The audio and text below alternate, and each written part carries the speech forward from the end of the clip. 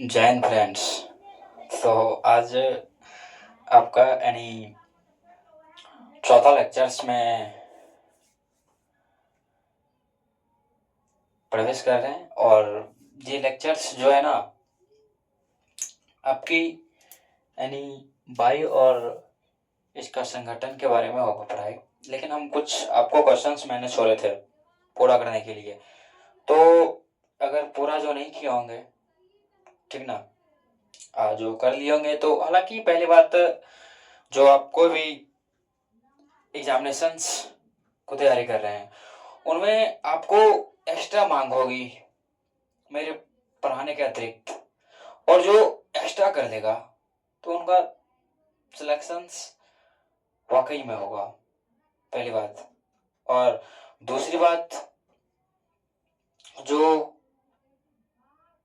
Extra नहीं करेगा, जो सोचता है कि हमको कोचिंग सब्जेक्ट दे डाले, तो उनका सिलेक्शन नहीं होगा, वो सिलेक्शन से दूर होगा, पहली बात। दूसरा हो गया, पहली बात नहीं है, दूसरा ही है।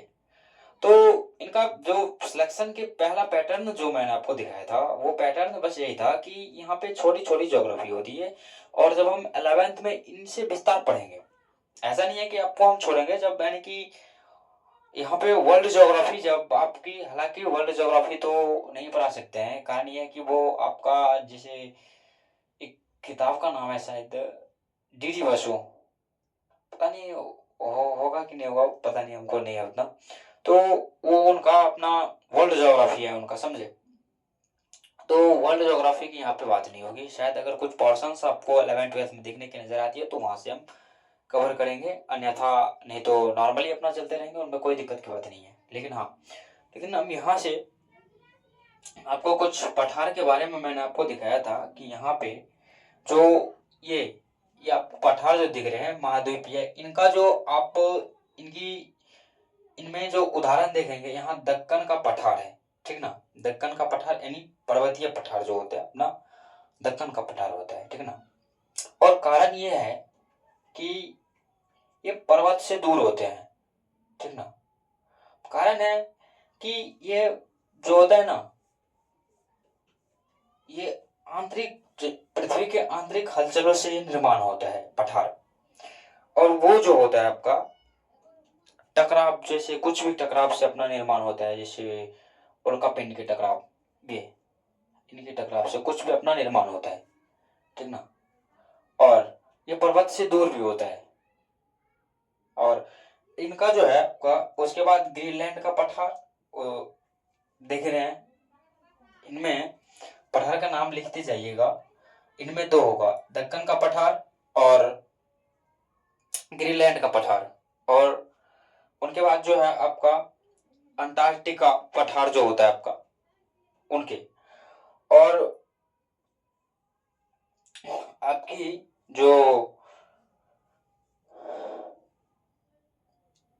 अब यहाँ की ये जो है, इनके बारे में हमको कुछ रिसोर्स नहीं मिला, थोड़ा टाइम मेरे को कम मिला, इसलिए मैंने नहीं कर पाया इनको, आप इनको देख लीजिएगा। और हिमानी हिम इनको जो है हिमनदीय निक्षेपण पठार जो है, उनको डायरेक्ट आप समझ सकते हैं, इनको कहीं ना कहीं हिमालय से इनका टचिंग होगा, कन्फ्लिक्ट होगा इनका, तो वो अपना जो है उनका। और उनका आप देख सकते हैं, अगर यहाँ पे देखते हैं तो उत्तरी यूरोप का जो अपना पठारी मैदान जो है, उनको कहते हैं यूरोप, इनमें उत्तरी यूरोप के बारे में। और यहाँ पे अब हम एक बात करेंगे लावा निर्मित जो दक्कन का ट्रैप, जो दक्कन का जो यहाँ पे है लावा निर्मित में दक्कन का ट्रैप जो होता है यहाँ पे,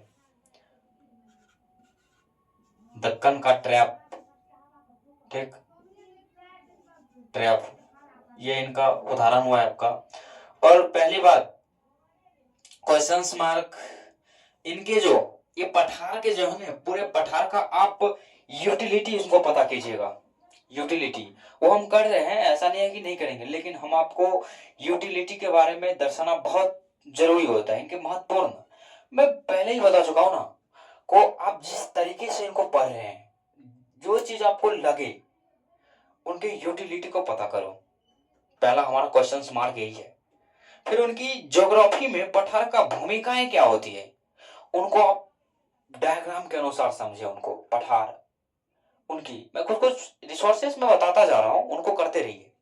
अब पूरा हम ही कर देंगे तो फिर तुम वहां पे लिखोगा क्या? तुम सोचने की प्रैक्टिस करो। समझना और सोचने में बहुत फर्क है। तुम जितना तुम सोचोगे उतनी समझदारी डेवलप होगी, ठीक ना। और सोचने से ही तुम क्वेश्चंस मार्क लगाना सीखोगे, और क्वेश्चंस मार्क लगाने के लिए तुमको जिंदा दिमाग की जरूरत होगी, तभी तुम क्वेश्चंस मार्क लगा पाओगे, ऐसे तो नहीं होगा।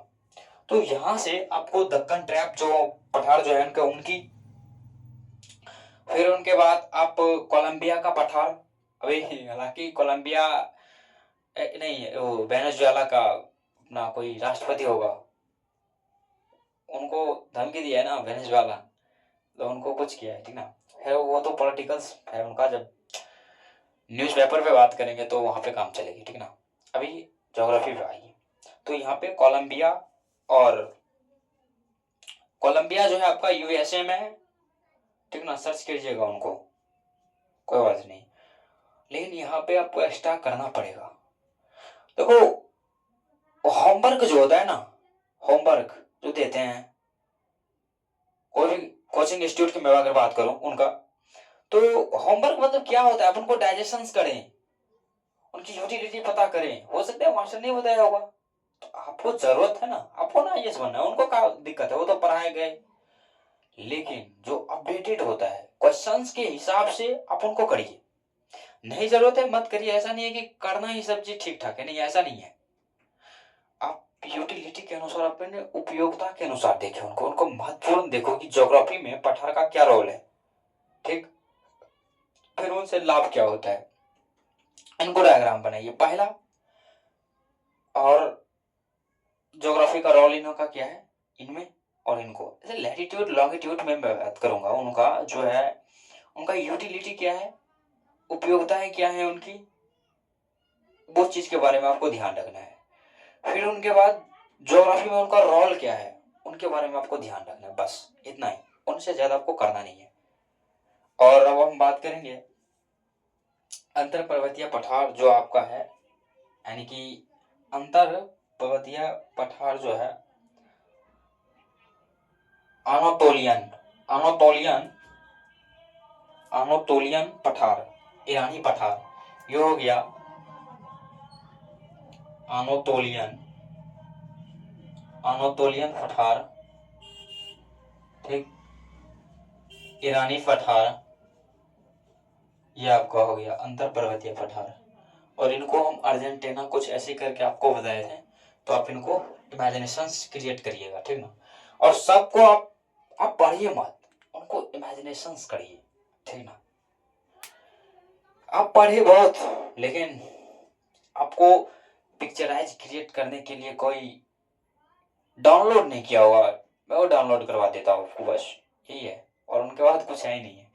तो हम बायो के संगठन के बारे में पढ़ेंगे कि बायो के, देखो बायो की जाड़, यहाँ पे बायो के ज्यादा पढ़ने से यहाँ पे अंतर पर्वतीय में जो आपका होता है वो तिब्बत का पठार भी आता है, तुम समझ, तिब्बत का पठार भी आता है, तिब्बत का पठार यहाँ पे भी अंतर पर्वतीय पठार में आप इनको डाउनलोड, हाँ। लेकिन मैं इनको उदाहरण बता रहा हूँ आपको, और इनके बारे में आपको बेहतरीन रूप से जानना है, तो अगर आपके सोशल मीडिया पे होंगे तो उनको आप बेहतरीन रूप से जाने मेंस पे क्वेश्चन लिखने में, ठीक ना। तो इनके बारे में आपको ध्यान रखना है। और हाँ, एक चीज तो मैं आपको भूल ही जा रहा हूँ, वो क्वेश्चंस मैंने लिख चुका हूँ, लेकिन उनको पीडीएफ में क्रिएट करना और यूट्यूब पे डालना वो शायद हमारे लिए संभव कार्य है, लेकिन अब सब हम ही कर देंगे तो फिर उनको रखने से क्या फायदा होगा। जो रहेंगे अपना काम करेंगे उनके लिए, तो उनको रखने से फायदा ही क्या होगा, जब हम सभी कर देंगे और हम ही सब कर लेंगे तो फिर पढ़ा नहीं पाएंगे, कारण यही है। तो जाएगा क्वेश्चंस, ऐसा नहीं है कि नहीं जाएगा। और शायद अगर हम ऐसा सोचें कि यूट्यूब पे डालना भी सही रहेगा, और टेलीग्राम चैनल पे भी जाएगा, उनका एक चैनल क्रिएट होगा, वहां से क्वेश्चंस लो लेवल। देखो पहली बात तो यहाँ पे मैं एक चीज जो है आपको बोल दे रहा हूँ कि क्वेश्चंस यहाँ पे थोड़ा नॉर्मल क्वेश्चंस रहेगा, और 11th 12th उनका प्रीलिम्स का और मेंस का क्वेश्चन बेहतरीन ढंग से वहां पे होता है। ये तो सर आपकी समझने की टेरिटरी है। फिर इनके बाद अगर हम बात करेंगे अप लेवल की, वो तो पढ़ाई होती रहेगी, लेकिन एनसीईआरटी आप बेहतरीन ढंग से पढ़ें इनको। पहले काम पढ़े तो यूटिलिटी पता करके पढ़े कोई भी सब्जेक्ट को, तो आपको पढ़ने में मजा आएगा। और मजा आए तो दिमाग नहीं पूछेगा कब कितना पढ़ना है। तो यहाँ से अब हम अगले चैप्टर पे हम प्रस्थान करेंगे, ठीक ना। ये थोड़ा छोटा चैप्टर है और कम टाइम लगेगा इनको करना, थोड़े ही टाइम में नहीं है। कम कम क्लास लेते हैं तो इसलिए आपको दिक्कत नहीं होगा, आप भी रिवीजन करते चलिएगा यहाँ पे। और रिवीजन तो इसी में हो जाना चाहिए, अगर पिक्चर आपको सही से क्लियर हो रही है तो रिवीजन करने के लिए अलग से ज़रूरत नहीं है। अगर ज़रूरत होगी तो क्लास चल रही है आपके कम से कम तो 1 घंटा 2 लेक्चर्स गया है, और उनको डाइजेशन करने के लिए आपको मिनिमम आपको 1 घंटा उनमें चाहिए, आधा घंटा लिखना, फिर 1 घंटा 1 घंटा सोचना। यानी मिनिमम आप रखिए 1 घंटा के पढ़ाई को आपको 2 घंटे में डिवाइड करना है। 1 घंटा आप सोचना, उन पे क्रिएट करना, क्वेश्चन सामना, ये सब आपका काम रह गया, ठीक ना। और क्वेश्चंस अगर जब आप कर पाए, देखो पहली बात यही है कि हर कोई अपना जो है ना, अपना एक जो है ग्राफ बनाना, ठीक ना। ग्राफ मैं इसलिए कह रहा हूँ बनाने के लिए कि जब आप थोड़ा बहुत आप में चेंजेस हुआ होगा, मेडिटेशंस करिए आप, मेडिटेशंस का ग्राफ होना चाहिए, समझिए, ये फ्राई का ग्राफ नहीं है। तो यहां से अब वायुमंडल एवं इसका संगठन, ठीक ना, वायुमंडल एवं इसका संगठन, संगठन, ये वायुमंडल एवं इसका संगठन। अब देखो यहाँ पे वायुमंडल से जो है ना, पृथ्वी के चारों ओर जो है ना, इनका स्थित वायु को घेरे रखता है। क्या करता है? पृथ्वी के चारों ओर एरिया जो है इनकी, पृथ्वी जो है ना, ऐसे पृथ्वी की जो है यहाँ पे, ये क्या करता है, इनको चारों ओर जो है ना, इनके आसपास जो है इनकी वायु को जो है घेरे हुए रहता है। ये वायु को जो है आपको घेरे हुए रहता है, और घेरे हुए होता है। तो पृथ्वी की जो है ना, पृथ्वी की एक खास है आपकी, इनकी एक पृथ्वी की खास एक तरीका है ना, पृथ्वी की जो है यहाँ पे, पृथ्वी की जो है ना गुरुत्वाकर्षण शक्ति, गुरुत्वाकर्षण शक्ति, गुरुत्वाकर्षण शक्ति जो है ना इनका, गुरुत्वाकर्षण शक्ति पृथ्वी के धरातल के जो है ना आसपास ही होता है, ठीक ना। तो वहां पे वायु सघन मात्रा में होती है, ज्यादा मात्रा में होती है, सघनता पाई जाती है वहां पे। जहां में अगर हम आपको देखें, पृथ्वी के धरातल के पास ही, पृथ्वी के जो धरातल होते हैं ना, जैसे यहाँ पे सूर्य, ठीक ना, यहाँ पे सूर्य, इनकी प्रकाश जो होती है, इनकी परावर्तित होती है, ठीक ना, इनकी जो होती है यहाँ से टकराती है तो परावर्तित होती है, ठीक ना। इस स्टेज में आपको देखना है कि ये जो टकराती हैं तो ये परावर्तित होती हैं, ठीक। और इन ये गुरुत्वाकर्षण बल क्या करता है? गुरुत्वाकर्षण बल हुआ कि पृथ्वी का वो एक्सटर्नल फोर्स है, बाहरी फोर्स है उनका, तो वो क्या करेगा, आपको खींचेगा। जैसे एग्जांपल में आप रखिए ना, आप जब समाज जो है ना सर, वो गुरुत्वाकर्षण के नियम पे चलता है, अब आपको इमेजिनेशन क्रिएट करना होगा। वो कैसे चलता है मैं बता रहा हूँ।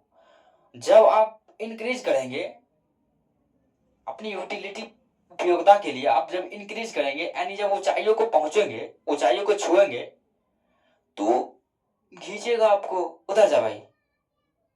तब यार लगेगा तुमको, और अपना ही खींचता है, तब इनको लगेगा बोले यार ये कहा रहे भैया, बोले अपना आदमी होके खींच रहे हो ऊपर से। ये गुरुत्वाकर्षण का नियम ये हुआ, ये नियम जो है ना सटीक बैठती है इस पे, तब तुमको लगेगा पागल बन के रहना चाहिए सर, पागल।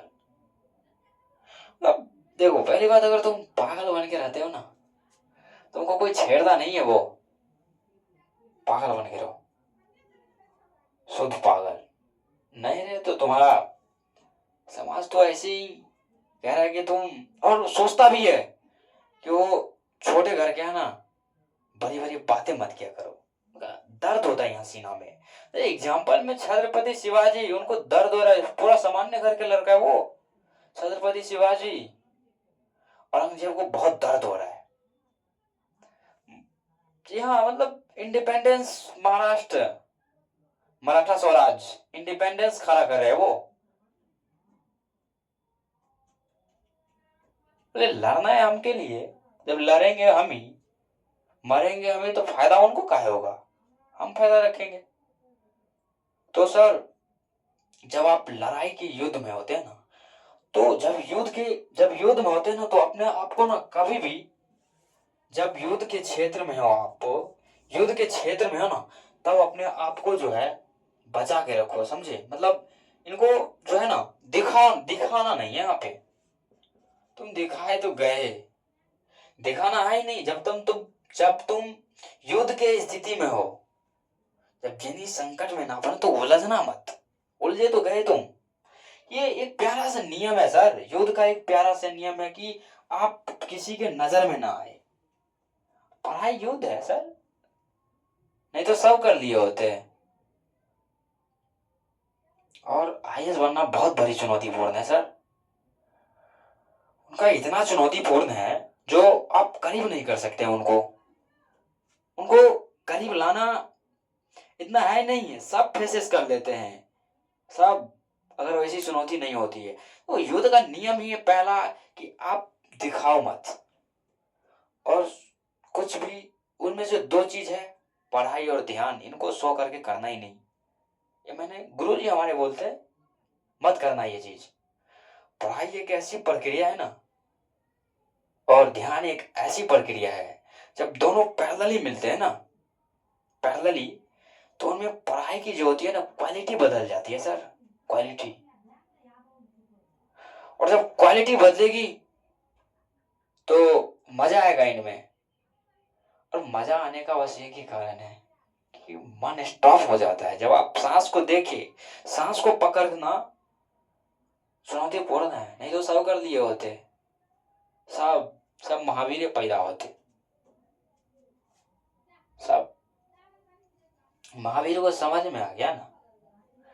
और युद्ध का नियम मैंने बता चुका हूँ, युद्ध का नियम आप दिखाए नहीं है, अब कारण नहीं दे। ये भारत का राजा हाथी पे चढ़ के लड़ते थे, घोड़े पे, वो नीचे में बैठ के मार रहा है। मतलब जब ऊंचाइयों पे आप दिख रहे हैं, उनको मारने में बहुत सुविधा होगा, उनको खड़ा दौड़ मार देगा वो तीर। तो ये चीज नहीं करनी है, करना है ही नहीं ये सब, ये नियम है सर। मैं बोला ना कि मैं सीख भी रहा हूँ, आपको सिखाने का प्रयास भी कर रहा हूँ, ठीक ना। और यही मेरा प्रयास हो सकता है कहीं ना कहीं अलग लेवल में सक्सेस हो, ये चीज मैं कह रहा हूं। तो युद्ध का कॉन्सेप्ट बस एक ही है कि तुम दिखावा में मत रहो, हम तैयारी कर रहे हैं। अब कोई पूछे कहाँ जा रहे हो, एनसीईआरटी पढ़ने वाले, वो क्या होता है, अरे एनसीईआरटी शौक है मेरा पढ़ना। बोले अच्छा कौन सा शौक है, तो वहां पढ़ाने, अरे वो एक लड़की आती है, मतलब लड़की, बोले हाँ वही पढ़ाती है। तब लगे डिस्टर्ब, डिस्टर्ब होके रहना, डिस्टर्ब तुम नहीं हुए तो अगला डिस्टर्ब करने के लिए आपको तैयार है। मैं नहीं, मतलब यहाँ पे एक कॉमन सी आप रेंज में रखिए अपने आप को, अनियन प्लेस अमेरिका का तरह अपने आप को ट्रीट करें, ठीक ना। अब वायुमंडल, अब देखो हम हमारी चैप्टर्स जो है, मैं चैप्टर पे भी आऊंगा, ऐसा नहीं कि बिना चैप्टर्स। अब वायुमंडल, वायुमंडल से जो है ना, वायुमंडल ये जो है इनके चारों ओर जो है ना, मतलब आप पृथ्वी के जिस भाग पर रहते हैं ना, पृथ्वी के जिस भाग पे आप रहते हैं, तो वहां से आपको, पृथ्वी के हम जिस भाग पर रहते हैं तो वहां से 100 किलोमीटर, ये जो है पृथ्वी के जिस भाग से रहते हैं ना, इस जैसे पृथ्वी के हम इस भाग से रहते हैं यहाँ पे, तो इनसे हमको 100 किलोमीटर, 100 किलोमीटर जो है आपका,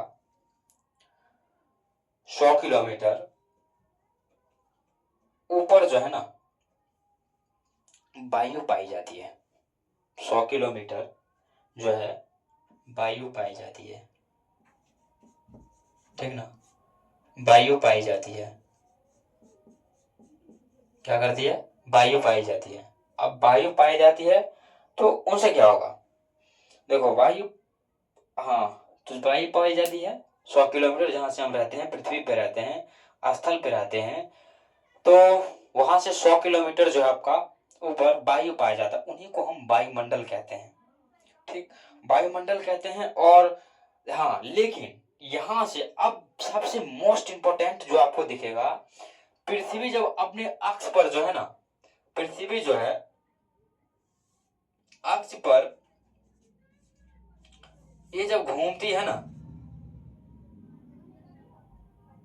घूमती है, तो इनके साथ साथ ही ये वायु जो आपको दिख रहा है ना, ये वायु, ये आपको वायु जो दिख रहा है वो भी साथ साथ घूर्णन करती है, नहीं घूमती है। वायु भी इनके साथ साथ क्या करती है? घूमती है, ठीक ना।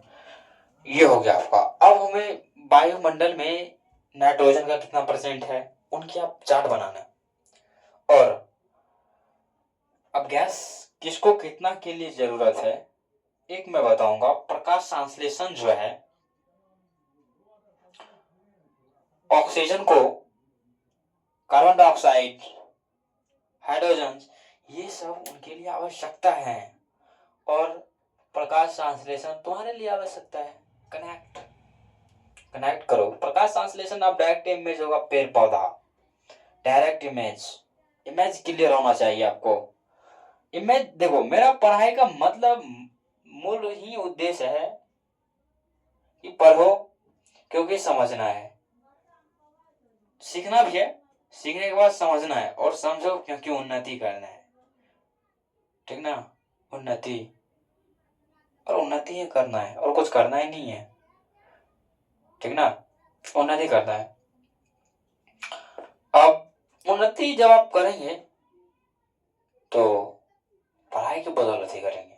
मतलब बिना पढ़े भी कर सकते हैं, ऐसा नहीं है कि पढ़ाई की बदौलत है, बिना पढ़े भी कर सकते हैं। हो सकता है आप सिलेक्शन नहीं हुआ तो बहुत सारे स्टूडेंट बोले अब क्या करें, बोले चुनाव लड़ जाओ तुम। अरे बोले महाराज चुनाव,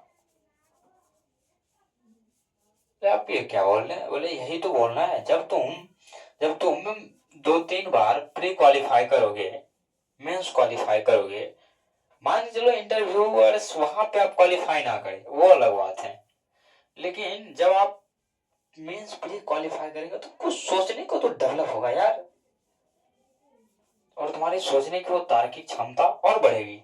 और तुम एक बात देखना, जब तुम तैयारी करो ना तो तुम समाज से तुम 20% ऊपर गए, और जब तैयारी करे तो 20% ऊपर, और जब आपने तैयारी जब शुरू किया है ना, प्री क्वालिफाई हुआ तो 40,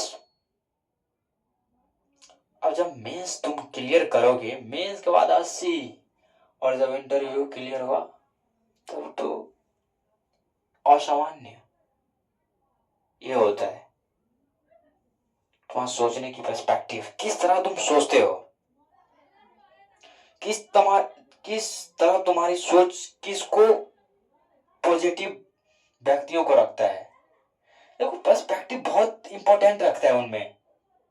आप किस तरह किसके बारे में कैसे क्रिएट कर सकते हो। तुम्हारा हो सकता है आप ज्योग्राफी इस तरीका से पढ़ा, हम इस तरीका से, और उनका सोचना अलग होगा। और लेकिन कहने का मात्र उद्देश्य एक ही होगा, उनका कॉन्सेप्ट एक ही कॉन्सेप्ट होगा उनका। और पहली बात, आप किसी से कंपेयर ना करें। अब तुम गए पहले दिन, तुम ना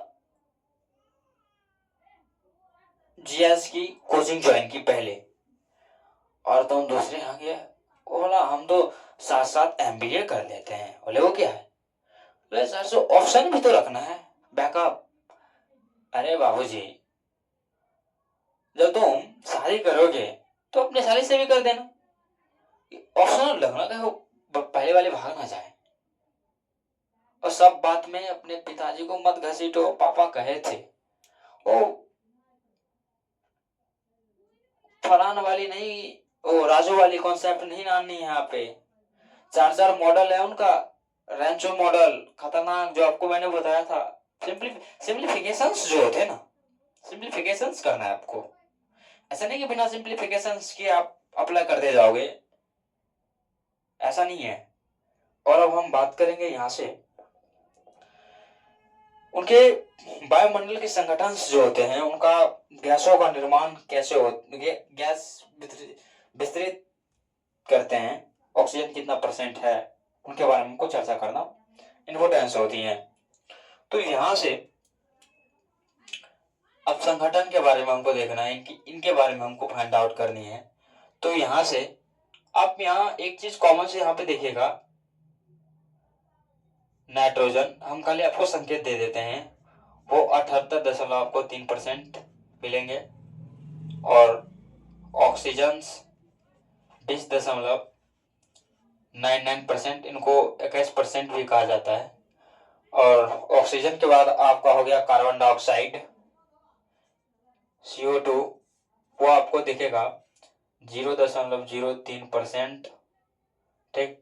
और उनके बाद 0.03%, फिर उनके बाद hydrogen, helium, hydrogen hydrogen helium, ozone, ये सब आपका हुआ 0.01%।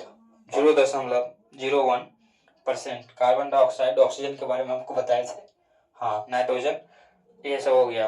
ओजोन, ओजोन का सूत्र होता है O3, एक ध्यान रखिएगा, ओजोन परत। और ओजोन परत जो है, आप एक चीज कॉमन से देखिएगा कि ओजोन परत जो होता है ना, हाँ अब एक ओजोन परत के बारे में आपको पूरा थोड़ी सी डिटेल में दे रहा हूँ। ओजोन परत जो है ना, उल्का पिंड, उल्का पिंड के मैं आपको बारे में कुछ सोर्सेस आपको बताया था।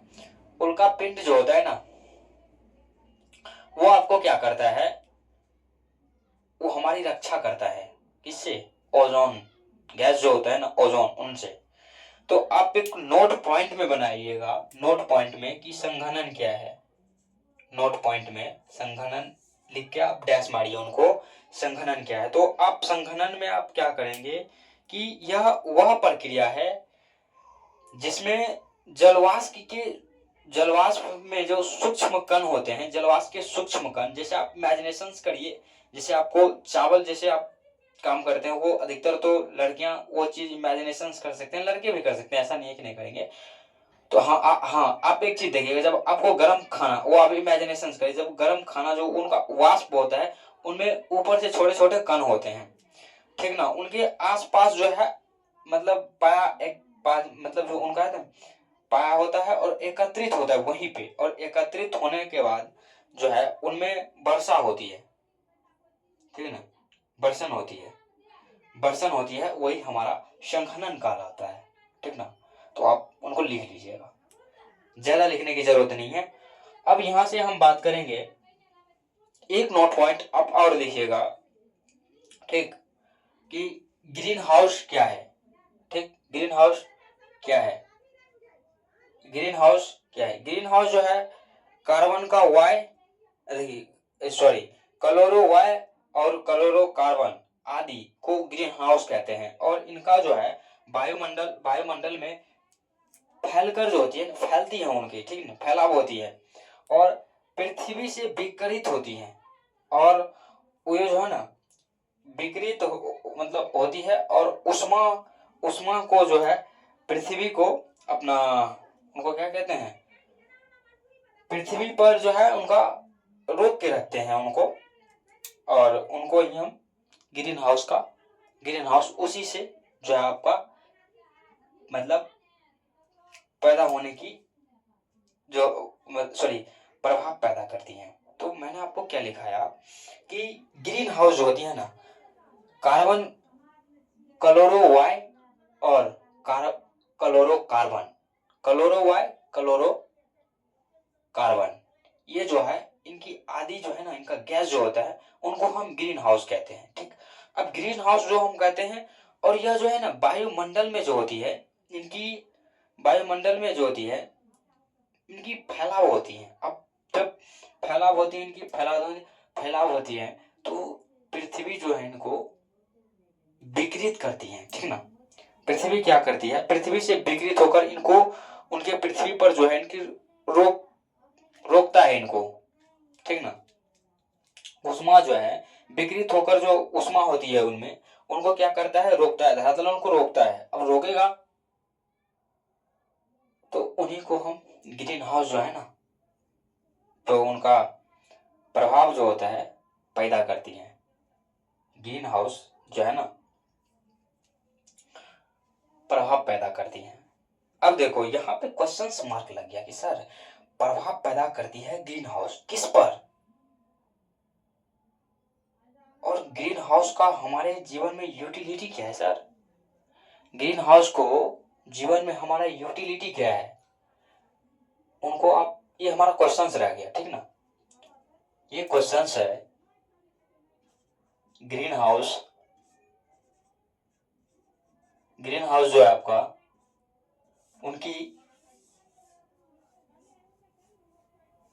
ज्योग्राफी में, इनका भूगोल में, मतलब मानव जीवन में इनका क्या उपयोग है, ठीक, और ये भूमिका क्या है, इनकी रोल क्या है, ठीक ना। ये आपको क्वेश्चंस सेट करना, इनको बनाना, ठीक ना। ये क्वेश्चंस आपके लिए है, मेरे लिए नहीं। तो अब हम वायुमंडल की संरचना पे हम चलेंगे। आपका लास्ट टॉपिक है वायुमंडल की संरचना, फिर उनके बाद क्लास एंड होगी। कम ही क्लास 3 में, ज्यादा इनमें करनी ही नहीं थी। तो ग्रीन हाउस के बारे में आपको ध्यान देना है। अब हमको चलना है इनकी संरचना पे कि संरचनाएं क्या है इनकी। और मैं संरचना से पहले आपको एक इमेजिनेशन आपको दिखाना यानी क्रिएट करना चाहता हूं कि वो क्रिएटर्स क्या है, ठीक ना। आप अगर इनको देख पा रहे होंगे, ठीक ना, इनको आप जो है इनको देख पा रहे हैं, ये वाला पोर्शन आपको दिख रहा होगा, इनको आप देखिएगा इनको, ठीक ना। तो आपके पास किताब होगा तो आप देख सकते हैं, नहीं तो हम वैसे दिखा भी रहे हैं। इनका ये आपका इमेजिनेशन क्रिएट करना हुआ है, ठीक ना। इनको मैं दिखा रहा हूँ, इसलिए दिखा रहा हूँ इनको कि आप थोड़ा बहुत इमेजिनेशन, वैसे मैंने एक बार मैंने बना चुका हूँ इनको, एक बार शायद मैंने इनको क्रिएट कर चुका हूँ इनको, आप वैसे देख सकते हैं इनको। और उनके बाद अब इनकी मैं संरचना की बात करूंगा, वो संरचनाएं क्या है। वायुमंडल की संरचना जो होती है ना, यही प्रकार की होती है, उनको 5 भागों में बांटा गया है, ठीक। तो खैर 5 भागों को हम चर्चा करेंगे, लेकिन पहले हम संरचना क्या है उनके बारे में चर्चा करेंगे कि वायुमंडल की संरचनाएं क्या है, ठीक ना। वायुमंडल की संरचना, वायुमंडल की संरचना क्या है कि वायुमंडल देखो, पृथ्वी की सतह से करीब करीब जो है 1000 किलोमीटर की ऊंचाई पर वायुमंडल का विस्तार होता है, ठीक ना। यहाँ पे जो है ये पृथ्वी से करीब करीब आपको 1000 किलोमीटर ऊंचाई पर, 1000 किलोमीटर ऊंचाई पर जो है वायुमंडल का फैलाव होता है, वायुमंडल का फैलाव होता है, ठीक ना। ये क्या होता है, वायुमंडल का फैलाव होता है, ठीक। और देखो वायुमंडल का फैलाव होता है और इनकी ऊंचाइयां जो होती है साथ साथ क्या होती है, इनकी ऊंचाइयां अगर बात करें साथ साथ जो होती है वायुमंडल के अनुसार बढ़ती है, ठीक ना। इनकी ऊंचाइयां जो होती है, हवा की ऊंचाइयां जो होती है साथ साथ जो है वायुमंडल के अनुसार, वायुमंडल वायुमंडल के अनुसार क्या करते हैं, बढ़ते हैं ये, ठीक ना, उनके अनुसार बढ़ते हैं। तो अब देखो बढ़ता क्या है, वायुमंडल के अनुसार क्या बढ़ता है उनको आप ध्यान रखिए, तापमान और दबाव, ठीक ना। इनके साथ साथ जो है तापमान दबाव बदलते रहता है, बदलते रहते हैं। अब इनकी हम 5 भाग में इनको बांटेंगे, इनको जो है वायुमंडल को 5 भागों में क्रिएट का है, मतलब इनको क्रिएट करता है, ठीक ना। इनको जो है आपको 5 भागों में जो है आपका क्रिएट करता है। पहला क्षोभ मंडल, ठीक, क्षोभ मंडल, क्षोभ मंडल,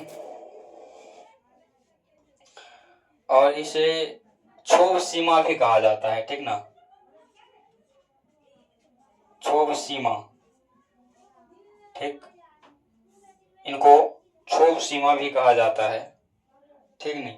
और यह सबसे निचली परत है और इनकी औसतन जो होती है, ये जो है ना, इनकी औसतन की अगर मैं बात करूं 13 किलोमीटर होती है और ये सबसे निचली परत होती है।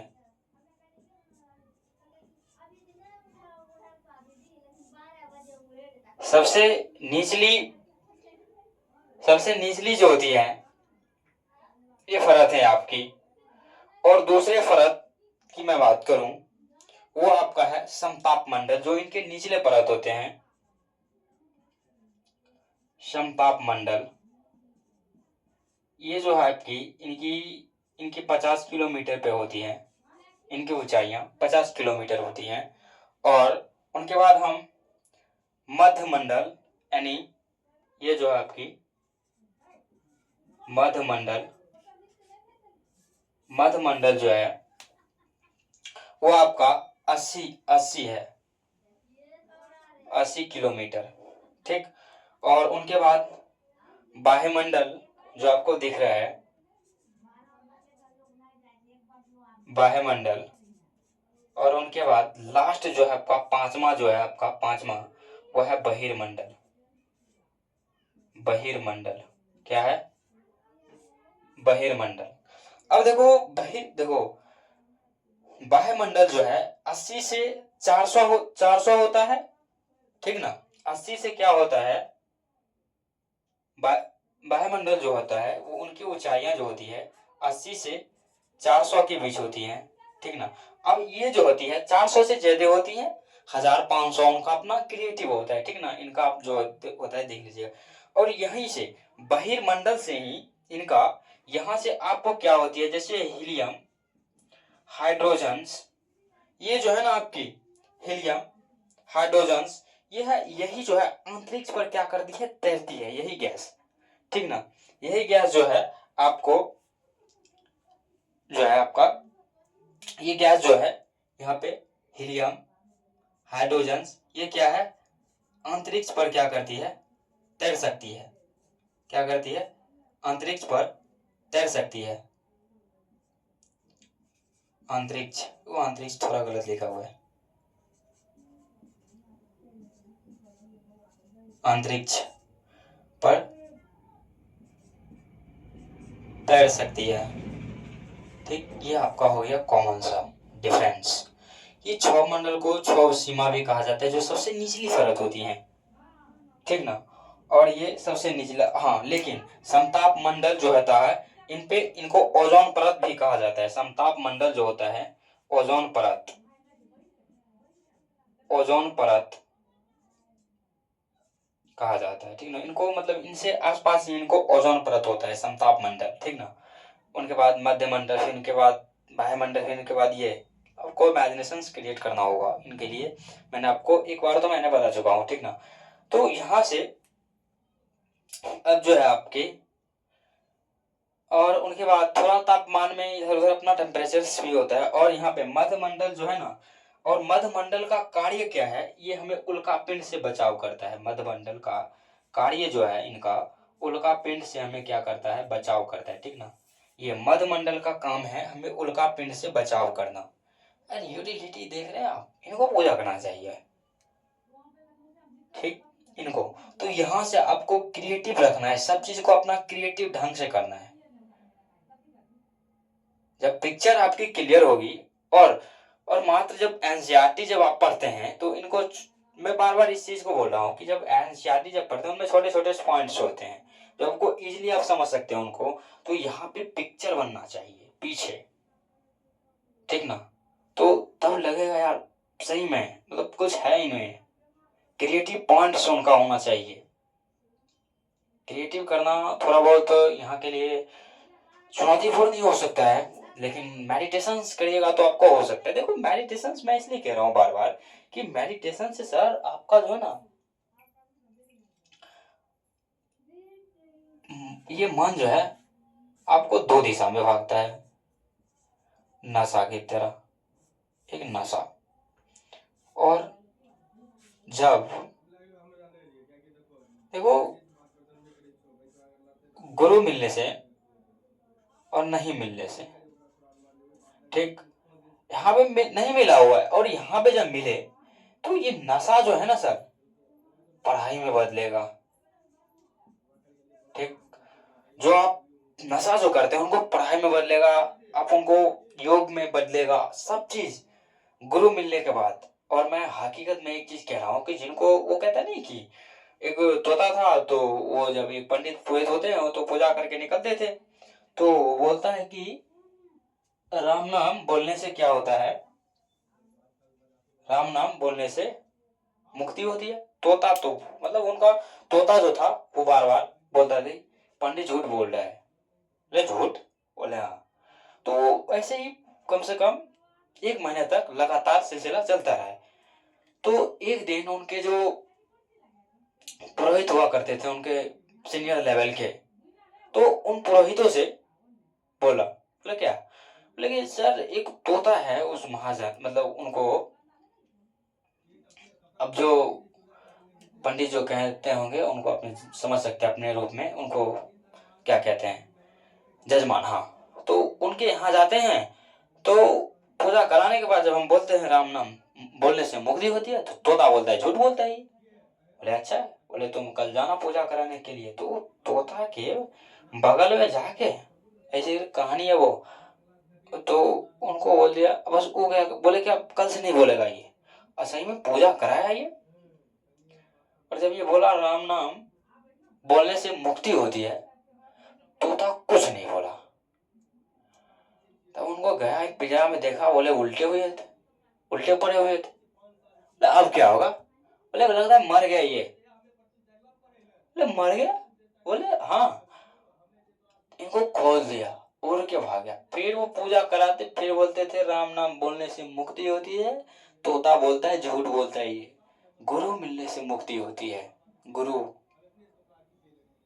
जिनको सर कृष्ण जैसा गुरु मिल गया ना, वो आपके गर्लफ्रेंड भी हो सकती है, वो आपकी वाइफ भी हो सकती है, वो आपकी माता पिता दोनों हो सकते हैं, आपकी बहन भी हो सकती हैं, आपके बड़े भाई भी हो सकते हैं, छोटे भाई भी हो सकता है वो कहीं आपसे ज्यादा क्रिएटिव सोच रहा होगा, हो सकता है ऐसा, हो सकता है साहब ऐसा होगा। नहीं हुआ तो फिर कोई बात है नहीं। लेकिन मैं एक चीज बता दिया हूं कि जब आप इस फील्ड में हैं तो अपने आप को योद्धा समझिए, ठीक ना। और योद्धा समझा, तो आप लगाएंगे डॉक्टर बी आर अम्बेडकर का photo, doctor B R Ambedkar का फोटो लगा तब देखो उनके, अरे ये और सब। और मैं एक चीज आपको बता रहा हूँ, ये एग्जामिनेशन क्वालिफाई करने का तरीका एक और है कि आप सर जीवनियां पढ़ें। बोले उनसे क्या होता है, बोले जीवनियां पढ़ोगे तो उनसे तुम एक ही सीखोगे, सर ऐसे ऐसे हमारे जीव, अब देखो कारण बता रहा हूँ ना, अगर सब मार खा रहा है क्लास में, ठीक ना, तो तुम भी खा लेंगे। बोले वो सब तो खा रहा है, हम कौन सा मुगल खानदान के हैं, उनकी कहाँ इज्जत हो रही है। तब लगेगा यार मार खा लेते हैं, हमें क्या पता। तब तब तब जीवनियां तुम पढ़ोगे ना, doctor B R Ambedkar, Gandhi ji, मतलब पंडित जवाहरलाल नेहरू की उनकी जीवनियां सर, ये अब्राहम लिंकन अमेरिका के राष्ट्रपति, वो पूरा कॉमन परिवार से बिलोंग करता था, अमेरिका के राष्ट्रपति, प्रेसिडेंट ऑफ अमेरिका, क्या उनका रोल है सर। और इन्होंने अपने शिक्षा के बदौलत जो है ना अपने आप को भगवान बना लिया। भगवान बनने की स्थिति में से सब हैं पर बनते नहीं है, ऐसी स्थिति है उनकी। और कारण बस एक ही डिफरेंस है इधर उधर में, कि वो समझ जाते हैं, ओपन माइंड का व्यक्ति है ना वो। ज्योतिबा फुले उनकी जीवनी पढ़िए, स्वामी विवेकानंद उनकी जीवनियां पढ़िए, और जीवनियां पढ़ने से आपको पता चलेगा कि सर हम नहीं मर रहे हैं, उनके साथ साथ सब मर रहा है। राजा के परिवार के हैं, गौतम बुद्ध, गौतम बुद्ध राजा के परिवार के हैं, राम भगवान अयोध्या के राजा, उनको करना पड़ा संघर्ष, तो तुम कहाँ बचोगे, बचना है ही नहीं। राम भगवान को तपस्या करना पड़ा 14 वर्ष, और तुम्हें 1 साल करना है। ट्रांसफॉर्मेशन जो होता है ना, शरीर की पूरी कन्वर्टिव 12 साल, कारण बता रहा हूं ना, 12 साल में गौतम बुद्ध भगवान बने। और सिद्धार्थ से जब इनका कटअप हुआ बुद्ध की ओर, ठीक ना, तो वो बीच का जो रास्ता था ना उनमें कोई नहीं देखता है, डायरेक्ट सिद्धार्थ, उनके बाद डायरेक्ट अगला स्टेप बुद्ध, बीच वाली कोई कंसेप्ट नहीं देखती है। तो वही आपकी है, वही आपकी कंसेप्ट भी है यहां से, यहां से जो, हाँ ये है कि अब इनका, अब लिखने का जो है ना तरीका थोड़ा, हाँ लेकिन ये है कि आप थोड़ा एक, मैं एक चीज आपको वर्ड और बता रहा हूँ कि आप इन एग्जामिनेशंस में आपको, जब आपको सोचना ना पड़े, ये एग्जामिनेशंस का नियम है कि आप एग्जाम कब दोगे, इनका इनका जो होती है आईएएस का जो एग्जाम्स होता है इनका कब आप दे सकते हैं, जब आपकी क्वेश्चंस जो होते हैं ना, यहाँ का क्वेश्चंस जो होता है इनमें जब आपको सोचना ना पड़े लिखने में। प्रीलिम्स का क्वेश्चन देखिए खटाखट हो रहा है, हाँ लेकिन ज्यादा खुश होने की जरूरत नहीं है, जब लगे बंदा है, मतलब धैर्य पूर्वक देखना है उनको। और ज्यादा इंथुसियाज में गए तो इंथुसियाज समझते हैं, ज्यादा एक्टिविटी कर देते, कॉन्फिडेंस, कॉन्फिडेंस पहली बात देखो, कॉन्फिडेंस होना ठीक है, लेकिन ज्यादा कॉन्फिडेंस होना ये बुरी बात है। ज्यादा कॉन्फिडेंस हुए तो गए, ज्यादा कॉन्फिडेंस होना नहीं है। तो यहां से आपको क्वेश्चंस करने में जब आपको सोचना ना पड़े, जब आपको थिंकिंग करना ना पड़े, तब आपको देना चाहिए। और मिनिमम प्रैक्टिस की बात करते हैं, आपको मिनिमम प्रैक्टिस 6 महीना, और मैक्सिमम ज्यादा से ज्यादा आप 1 साल प्रैक्टिस कीजिए, 1 साल तैयारी, दूसरे साल प्रैक्टिस, प्रैक्टिस के बीच में आप एग्जाम देते रहे, हाँ लेकिन कम से कम मिनिमम 6 महीना के बाद आपको प्रैक्टिस होने के बाद 6 महीना के बाद आप दे सकते हैं, क्लियर, ठीक। तो एग्जाम्स का एक पैटर्न होता है सर, अब जब उनको देख रहे हैं ना, उनको सोचना ना पड़े इस चीज को, आप सोचना कब ना पड़े, जब उनके questions per day 30 questions, one step, देखो पहले बात हम एक क्वेश्चंस आपको लाएंगे कल, ठीक ना, कल आपको वैसा क्वेश्चंस हम आपको दिखाएंगे, एक क्वेश्चंस पे 1:4 फॉर्मूला का आपको थ्योरेटिकल रहना है। अब कारण है कि अब जब देखो यहाँ पे एक के बदले में आपको 3 फ्री मिल रहा है क्वेश्चंस, जो 3 ऑप्शंस जो होते हैं ना, एक ऑप्शन तो उनका क्रिएट होगा कि ये सही है, लेकिन वो 3 के बाद जो तीसरा, दूसरा, तीसरा, चौथा जो बचता है, उनमें आप उनका क्वेश्चन मार्क लगाइए कि ये है क्या, इनका मतलब क्या है। ये क्वेश्चंस करने का सबसे फॉर्मूला है। यहाँ पे 30 क्वेश्चंस प्रीलिम्स और 2 क्वेश्चंस मेंस का, ये मेरा, हम भी साथ साथ करेंगे, ऐसा नहीं है कि नहीं करेंगे, हम भी साथ साथ करेंगे। आपके प्रीलिम्स के क्वेश्चंस हमें चाहिए, ठीक। इनकी हम भी यूटिलिटी करेंगे, आपको क्वेश्चंस लिखने की प्रैक्टिस डालेंगे, उनमें कोई दिक्कत की बात नहीं होगी वहां से, ठीक ना। तो इनकी अपनी यूटिलिटी होती है, इनकी उपयोगिता आप समझे कि जब आप एक क्वेश्चंस के बाद तीसरा क्या क्वेश्चंस मार्क लगाना आप जब सीखेंगे तो इनको फॉर्मूला होगा। यहाँ पे 30 क्वेश्चंस यहां से हुआ, 30 चौके 120, अब 120 को बढ़ा दिए 36, यानी तुम्हारा एक महीने में 3600 क्वेश्चंस ऐसे अगर मिनिमम देखे तो आपका 900 क्वेश्चंस, और 12 महीने में आपका 10,008 क्वेश्चंस, और तुमको 10,008 क्वेश्चंस आपका प्रीलिम्स का क्वेश्चन हो, उससे ज्यादा होगा, 1/4 का फॉर्मूला लगाना है आपको, तो वहां से ज्यादा आपका क्वेश्चन होगा।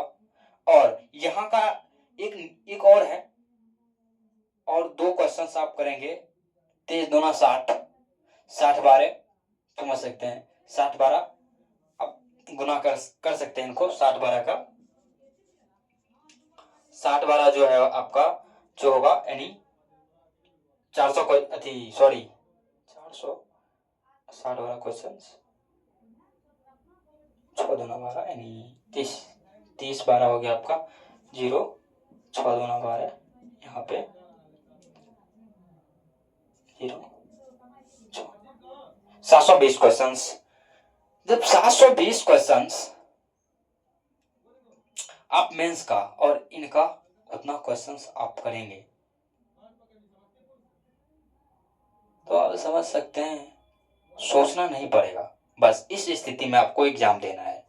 हम भी कहीं से गाइडेंस लेके आते हैं तो आपको कुछ ना कुछ बताते जा रहे हैं, ये हम सिलेबस नहीं आपको पढ़ा रहे हैं, एनसीईआरटी कवर करवाएंगे, उनके बाद आपको देखना पड़ेगा। तो आज हम इस सेशन जो है आपको यहीं पे रखते हैं, ज़्यादा सेशन समय बनाने की ज़रूरत नहीं है, धीरे धीरे आपको धीरे धीरे करना काम है, कोई ज़्यादा नहीं है, मैराथन लेने की ज़रूरत है नहीं अभी। जब लगे कि लेना पड़ेगा तो हम फिर आपको रिकॉल करवाएंगे, जितने भी क्वेश्चंस आपको दिख रहे हैं वो क्वेश्चंस कराने के बाद जब हमको लगेगा मैराथन लेना चाहिए तब हम लेंगे, ठीक ना। कम से कम 2 ढाई ऐसे तो 3 घंटा का तो मैराथन हो ही जाएगा, ठीक ना। तो आज इतना ही हम सिलेबस रखते हैं, तो खुश रहिए, मस्त रहिए। और पहली बात मैं एक चीज बता रहा हूँ, और यहाँ पे भूलने की ज्यादा कॉन्सेप्ट आएगी, भूलने की जो है कॉन्सेप्ट वो ज्यादा है कि हमें याद नहीं होता है, तुमको लग रहा है, लेकिन अब ऑप्शंस देखोगे तब आपको सही लगेगा, हाँ यार तो ऐसे करनी है, कोई भूलता नहीं है, दिमाग का एक फीचर्स है। जब तुम पढ़ो बोले तो नाचो कमरे बंद करके, मस्ती में नाचो, पढ़ाई मतलब मस्ती उनसे किया करो। तो आज के लिए हम सेशन इतना ही रखते हैं। जय हिंद, जय भारत।